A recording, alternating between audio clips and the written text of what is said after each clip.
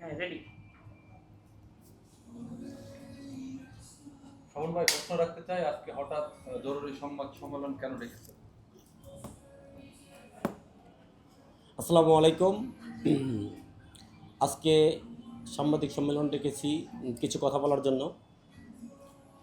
আপনারা জানেন যে আজ থেকে 2-3 দিন হয়ে গেছে যে হিরো আলম এবং সাথী আমাকে নিয়ে, অবশ্য আমার কিছু নায়িকাদের নিয়ে বিভিন্ন ধরনের কথা বলেছে। সে কিছু কথা বলেছে যে আমি তাকে নিয়ে ঢাকায় বাসা নিয়ে থাকতে চাইছি, তাকে বাসা নিয়ে দিতে চাইছি, তাকে নিয়ে আমি মিউজিক ভিডিও বানাইতে চাইছি, এবং সে বিভিন্ন ধরনের কথা আমাকে বলেছে, কিন্তু সেই কথাগুলোর প্রমাণ সে দেখাইতে পারে নাই।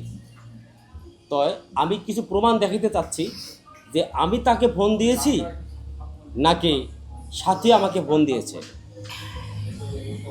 আর আরেকটা কথা, হিরো আলম আমাকে নিয়ে বিভিন্ন কথাবার্তা একটু বলেছে। তা আমি যে কথা নিয়ে আপনাদের সাথে এর আগে সাংবাদিক সম্মেলন করেছিলাম যে যখন হিরো আলম জেলে ছিল তখন তার পাশে কেউ ছিল না, তখন আমি হিরো স্বপন আলম আমাকে সবসময় শত্রু ভাবে। তো জানি না কেন সে শত্রু ভাবে, সেটা তার ব্যক্তিগত ব্যাপার। কিন্তু যখন কেউ, তার কোনো নায়িকা, তার কোনো ভাই যখন মুখ খোলেনি, তখন আমি হিরো স্বপন আমার নায়িকাদেরকে নিয়ে কথা বলেছিলাম, প্রতিবাদ করেছিলাম, তার জামিন চেয়েছিলাম। এটা আপনারা সবাই জানেন।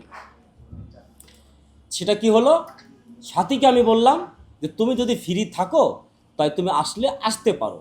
সে আসেনি এবং আমার সাথে খুব ভালো কথা বলছে, তার সাথে আর খুব ভালো কথা হয়েছে, যেমন স্বাভাবিক কথাগুলা।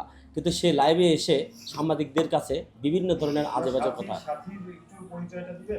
সাথী হচ্ছে হিরো আলমের নায়িকা সাথী। আমি তার কথাই বলতেছিলাম যে দীর্ঘদিন হিরো আলমের সাথে কাজ করছে, এবং এমনও কথা বলেছে সাথী যে আমি আর এখন হিরো আলম জেলে আছে কি কোথায় আছে সেটা আমার জানার বিষয় না, আমি এখন অসুস্থ, এখন আমি আমার জীবন নিয়ে চলতে আছি, আমি হিরো আলম এসব বিষয় আমি নাই। সেসব প্রুফ আছে, আমি আপনাদেরকে দেখাবো আজকে। আর আরেকটা কথা হচ্ছে, এই যে হিরো আলম বলে যে হিরো স্বপন কোনো মানে হিরোর মধ্যে পড়ে না, তাকে কে চেনে, কয়জন চেনে? তাই আমি হিরো আলমকে সরাসরি বলতে চাই, আপনি যখন আমার কাজ করতেন তখন বাংলাদেশের অনেকেই আমাকে চিনতো হিরো স্বপন বলে, আর তখনও আমার আইডিতে হিরো স্বপন লেখা ছিল, তখন আপনার চোখে পড়ে নাই। হ্যাঁ, আর আপনি বলেন যে স্বপন আমার নায়িকাদেরকে ফোন দেয় কেন? আমি আপনাদের নায়িকাকে কখনো ফোন দেই না। আপনি আরও রূপামণিকে ফোন দিয়ে ডিস্টার্ব করেন স্বপনের সাথে কাজ করো কেন? আপনি টুনটুনিকে ফোন দিয়ে বলেন এই স্বপনের সাথে কাজ করো কেন? হ্যাঁ, এই যে আপনি আজে বাজে কথা বলেন, এটা আজে বাজে কথা বলা আপনি বন্ধ করেন। কেন বলতেছি, একজন নায়িকা 5 জনের সাথে কাজ করতেই পারে। হ্যাঁ, 5 জনের সাথে সে কাজ করতেই পারে, স্বাভাবিক।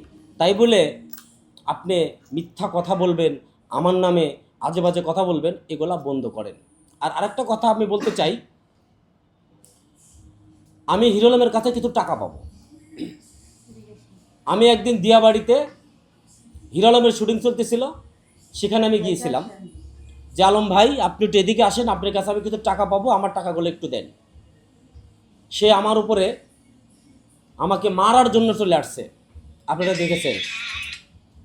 হ্যাঁ, যে মারার জন্য চলে আসছে, তখন কিন্তু আমি কিছু বলি নাই। হ্যাঁ, চলে আসছে। তখন যে সাংবাদিকগুলো ছিল তারা এবং আমার কিছু লোক ছিল, ঠান্ডা বন্ধ করে দিতে পারো তো।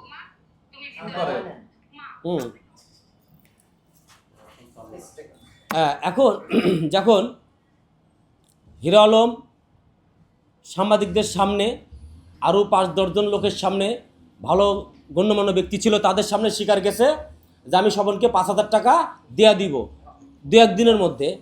সেই 2-1 দিন না, 1 মাস হয়ে গেছে, এখনও আমার টাকা দেয়নি। হ্যাঁ, আর সে বলে যে 5,000 টাকার জন্য আমি বলেছিলাম যে হিরো আলমের পিছনে 5,000 টাকা দেওয়ার মতো কোনো ব্যক্তি নাই যে তাকে দিয়ে জেল থেকে বের করবে, আমি এই কথা বলেছিলাম। আর সে আমাকে সেটা উল্টাটা শোনাইছে। তা ভাই, আপনি যদি এত টাকা পয়সার মানুষ হন, কোটি কোটি টাকার মালিক হন, আপনার টাকা এখনো আমার টাকা আপনার পকেটে কেন? আপনার যদি লজ্জা থাকতো তাহলে আপনি আমার টাকা ছুঁড়ে বাড়িয়ে দিতেন, কারণ আপনার ক্ষমতা নেই আমার টাকা দেওয়ার। আপনি বলেন যে সবন আমি তোমার টাকা দিব না, আমি কোনো দিন টাকা চাবো না আপনার কাছ থেকে, কোনো দিন চাবো না। কারণ মানুষের ধৈর্যের একটা ভাত থাকে, ধৈর্যের একটা দিক থাকে। আপনি আমাকে ছাড়া বোধহয় বাংলাদেশে আর কারো আপনি দেখেন নাই যে শুধুমাত্র আপনি আমাকে নিয়ে পড়ে থাকেন। কেন রে ভাই, আমি আপনার কি করেছি, কি ক্ষতি করেছি? আপনি বলেন যে স্বপন আমার এই ক্ষতি করেছে, স্বপন আমার ওই করেছে, তাহলে আপনি আমাকে বলতে পারেন। আপনার এটা বলার রাইট না।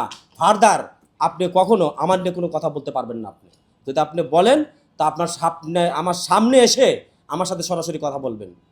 আজে বাজে কথা আপনি বলবেন না, সেটা আমি আপনাকে বলে দিলাম।